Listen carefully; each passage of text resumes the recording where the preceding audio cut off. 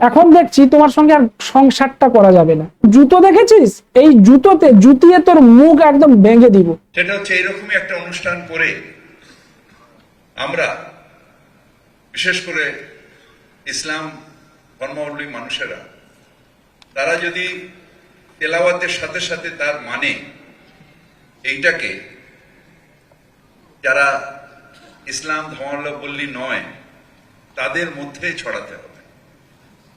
কারণ আমরা নিজেদের আল্লাহ তাআলার রহমত আমাদের আছে, আমরা জন্মগতভাবে ইসলাম নিয়ে জন্মেছি এবং ইসলাম নিয়ে জন্মার মানে আমাদের রসুল আমাদের জান্নাতের পথ সুদৃঢ় করে দিয়েছে। যদি বড় কোনো অন্যায় না করি তাহলে ইসলাম নিয়ে জন্মানো মানে জান্নাতে পৌঁছে যাওয়া।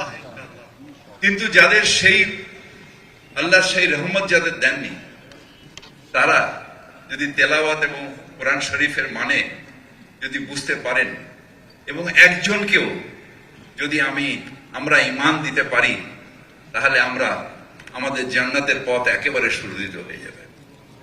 আমরা নিজেরা মুসলিম ঘরে জন্মেছি, মুসলমান ঘরে বড় হয়েছি, আমাদের নামাজ আদব কায়দা সব আমাদের বেশিরভাগই মানুষের জানা।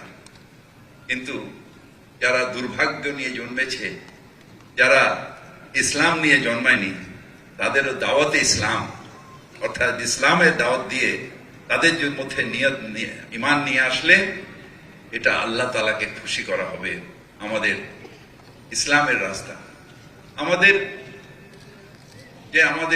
রসুল পাক তিনি কত মানুষকে ঈমান দিয়েছেন। আমাদের বড় বড় ওলি যারা এসছেন কত মানুষকে ঈমান দিয়েছেন। আমাদের ব্যবহার, আমাদের জীবনযাপন, আমাদের কোরআন শরীফের মানের মধ্যে দিয়ে রাখা এবং আমাদের তার জীবনটায় বাণীটাকে চারিদিকে ছড়িয়ে দিলে যদি একজনকেও আমরা ঈমানের দিকে নিয়ে আসতে পারি তাহলে সত্যিকারের ইসলাম ধর্মের শুদ্ধি হবে এবং সেটা বিস্তারিত। ফিরহাদ হাকিম মহাশয়ের এই মন্তব্য শোনার পর আমি অ্যাকচুয়ালি বুঝতে পারলাম আমার সৌভাগ্য ফিরছে না কেন, আমার দুর্ভাগ্য কেন আমার পিছু ছাড়ছে না। তো ফাইনালি সেটা বুঝতে পেরে আমি সিদ্ধান্ত নিয়েই ফেললাম যে না, ভাগ্য ফেরাতে গেলে ইসলাম ধর্ম নিতেই হবে। তাই আমি বিভিন্ন জায়গায় অনুসন্ধান করতে শুরু করলাম কোথায় গেলে ইসলাম ধর্ম নেওয়া যেতে পারে। কিন্তু তারপরে আমার মাথায় একটা চিন্তা এলো যে ইসলাম ধর্ম তো নেব, কিন্তু এরপরে আমার বাবা মা, সন্তান বা আমার স্ত্রী এরা কি ভাববে। তো এই কারণে আমি প্রথমে কিন্তু গেছি স্ত্রীর কাছে, তাকে গিয়ে বিষয়টা বললাম। তাকে বললাম যে দেখো আমার দুর্ভাগ্য কাটছে না, তুমি বারে বারে কথা শোনাচ্ছ যে চাকরি বাকরি পাচ্ছি না। চাকরি বাকরি না পাওয়ার একটাই কারণ আমি এতদিনে বুঝতে পেরেছি, সেটা হচ্ছে যে আমি হিন্দু হয়ে জন্মেছি। স্ত্রী তো এটা শুনে অবাক, বলে এ কি কথা বলো তুমি। আমি বললাম দেখো মন্ত্রী মশাই বলছেন কিন্তু যে অ্যাকচুয়ালি যারা হিন্দু ধর্মে জন্মগ্রহণ করেছে তারা দুর্ভাগা, তারা দুর্ভাগ্য নিয়ে জন্মেছে। তো যদি আমি ইসলাম ধর্ম গ্রহণ করি, আমি যদি ওইটা পালন করি তাহলে কিন্তু আমার ভাগ্য ফিরে যাবে। স্ত্রী এটা শুনে প্রথমে একটু থমকে গেল, তারপর বলছে তোমার মাথা পাগল হয়ে গেছে দীর্ঘদিন ধরে চাকরি বাকরি না পাওয়ার ফলে। এখন দেখছি তোমার সঙ্গে আর সংসারটা করা যাবে না, তোমার এই পাগলামি নিয়ে তুমি থাকো, তুমি ইসলাম ধর্ম নাও, ইসলাম ধর্ম নিয়ে তুমি তোমার ভাগ্য ফেরাও। আমি চললাম আমার বাপের বাড়ি। আর তখনই আমার মনে বাংলা সিনেমার চিরঞ্জিতের সেই ডায়লগটা মনে চলে এলো যে বউ গেলে বউ পাওয়া যায় পাগলা, কিন্তু মা গেলে মা পাওয়া যায় না। তো তখন আমি ভাবলাম যে না, যাই আমি বাবা মাকে জিজ্ঞেস করি। প্রথমে গেলাম, দেখি বাবা বারান্দায় বসছেন, বাবাকেই জিজ্ঞেস করলাম যে দেখো বাবা, আমার তো সৌভাগ্য ফিরছে না, দীর্ঘদিন চাকরি বাকরি পাচ্ছি না, তুমি এই 60 বছর বয়সেও তুমি মাঠে যাচ্ছ, কাজ করছো, তো আমি আমার ভাগ্য ফেরাতে আমি ইসলাম ধর্ম নিব। তার কারণ ইসলাম ধর্ম নিলেই কিন্তু সৌভাগ্য ফেরে।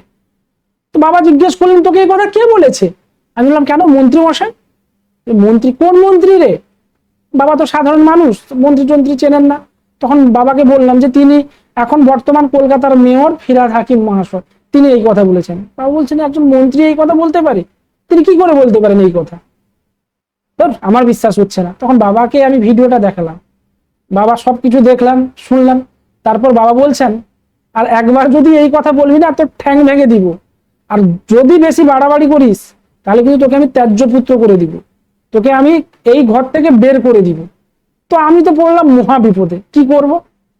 না, বাবা বুঝছে না যখন, আমি যাই মার কাছে যাই, মাকে গিয়ে বললাম বিষয়টা। মা তো রেগে আগুন, মা সরাসরি আমাকে জুতো নিয়ে তেড়ে এলেন। মা বলছেন, জুতো দেখেছিস, এই জুতোতে জুতিয়ে তোর মুখ একদম ভেঙে দিব, একেবারে সিধা করে দিব, তোর মাথায় এই ধরনের চিন্তা আনা একেবারে কিন্তু ছাড়িয়ে দিব। তো আমি মাকে কনভিন্স করার চেষ্টা করলাম, মাকে বললাম, দেখো মা, আমি অন্য ধর্ম নেব ঠিক আছে, আমি দুর্গাপুজো কালী পুজো এগুলো কিন্তু করব।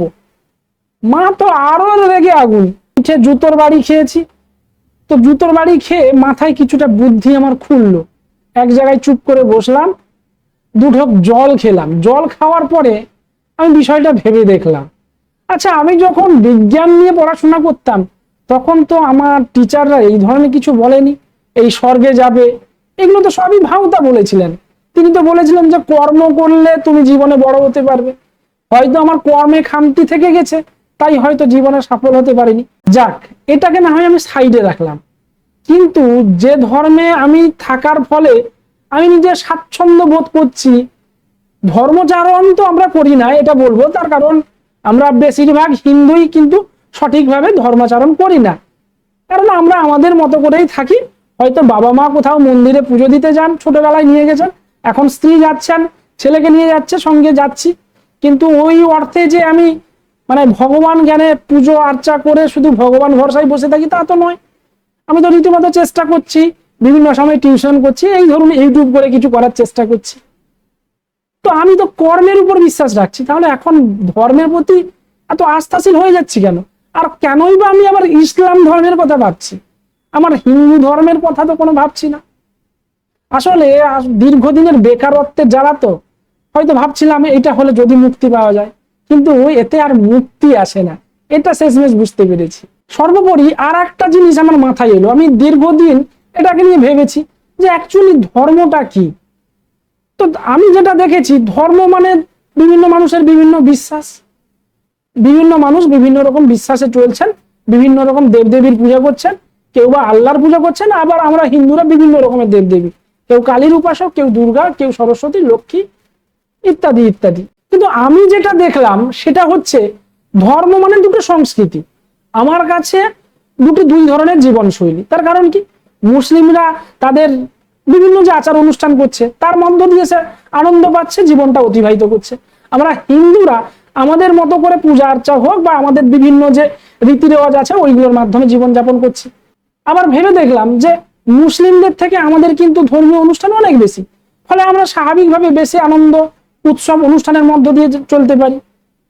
জীবনে চলতে গেলে তো বিভিন্ন সময় সুখ দুঃখ কষ্ট যন্ত্র বেদনা এগুলো আসেই, কিন্তু এই যে উৎসব অনুষ্ঠানগুলো আসে না, এই বেদনাগুলোকে মুছিয়ে দেয়। তাহলে আমরা তো তাদের থেকে অনেকটা বেটার। তাহলে আমি কেন আমার ধর্মটাকে ছাড়বো? আর মন্ত্রী মশাই, আপনাকে সত্যি কি বলবো, মানে আপনি যা খুশি যেখানে যেরকম খুশি বলবেন।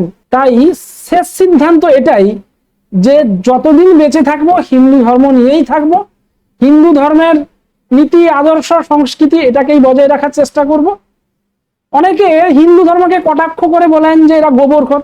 না বন্ধু, আমি বলে রাখি, গোমূত্রও খাই না, গোবরও খাই না, কিন্তু এই যে কালচার বা সংস্কৃতি এটাকেই ভালোবাসি, এটাকে নিয়েই বাঁচতে চাই।